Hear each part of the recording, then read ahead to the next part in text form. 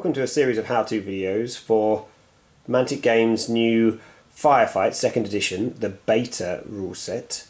My name's Andy from Way to Fire, and I also happen to have written the rules for this game, so hopefully I'll get them right. I'm going to give you a short series of videos where we talk through some of the things that you'll need and some of the key things in this game, because it's very different from Firefight if you've played that before, and the previous edition I mean. And also it's very different from Dead Zone if you're coming to Firefight from Dead Zone. But I think you'll see that there are a lot of similarities in a whole host of Mantic games that you can see through this game. And I'll hopefully be able to show where those things are relevant. And I think if you're used to playing any Mantic game, hopefully you'll pick this up very quickly and hopefully enjoy it.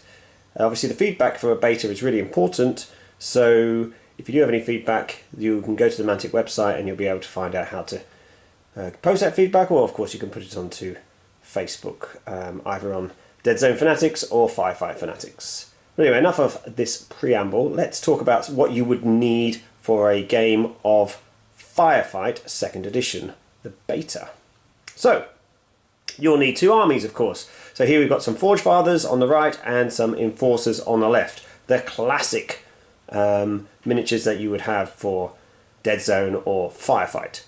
So obviously being Firefight, it's a larger scale than Dead Zone, so you'll need slightly larger armies, but you can play at a number of different points values, so therefore you can have a game with a much smaller army or a much larger army. It should be able to scale for either.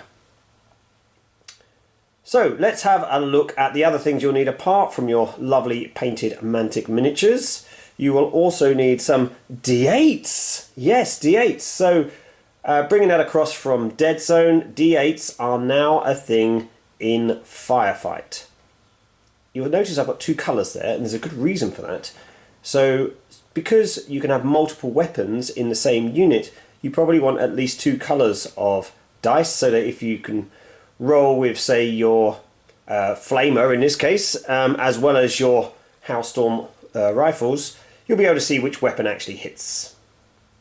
You can also see that we've got some other dice here. We've got some command dice. You'll recognise these if you're used to playing The Walking Dead or Vanguard. So we use the command dice from those games for Firefight.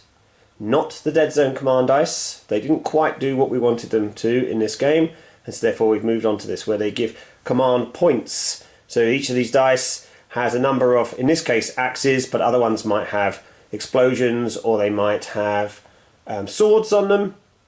And there are different colours, with the red being the weakest, and the white being the next strongest, and the blue being the strongest of all. Some of the reds and some of the whites have blank faces, and the blue has no blank faces. And what you do is you roll those at the beginning, and these are the command points you can use to do different things with your units to make them more powerful effectively and get more utility from your miniatures. A few other things we need as well. We need a few tokens. So there are some wound tokens here. We aren't going to need many of those, but some of the larger units will have more hit points. So that's things like striders or vehicles, so you may need to record some of those. We also have some activation tokens. You'll need some of those as well to show which units have been. We have some pin markers. You can use anything you want. These are the ones from Firefight. And this is again just to show when a unit has been suppressed. If it's been pinned, it will reduce how much it can do. A few other tokens you might need as well to show that there are effects in play. And you can use anything at this stage to show those. Also, you may, for some missions, need objectives. So you can see I've got some Mantic terrain here just on a 40 by 40 square.